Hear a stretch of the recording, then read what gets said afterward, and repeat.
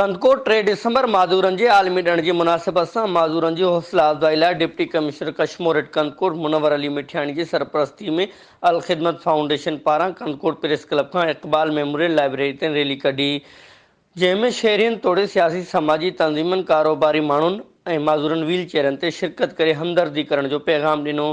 Rally खे ख़िताब कंदे deputy commissioner Munawwar Ali मिठियाणी, अल ख़िदमत जे ज़िले सदर प्रोफेसर हबीबुल्ला पठान, इलियास नूर चन्नू, उबैदुल्ला गोलो, एडवोकेट तालिब हुसैन सब्ज़ई ऐं ॿियनि जो चवणु हुयो त सॼे दुनिया जीअं अॼु माज़ूर फ़र्दनि खे हिमथाइण ऐं उन्हनि खे मुहबत हमदर्दी जे पैगाम ख़ातिरगर थिया आहियूं।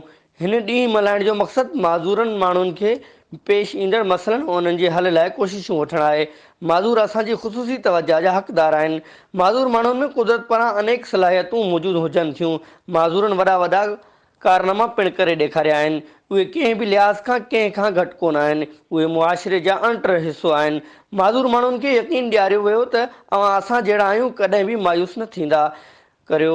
क़दम क़दम ते अवां जा ॿांह ॿेली थी रहंदासीं। जॾहिं त डिप्टी कमिश्नर दफ़्तर में माज़ूर माण्हुनि लाइ पिणु तक़रीब कोठाई वई।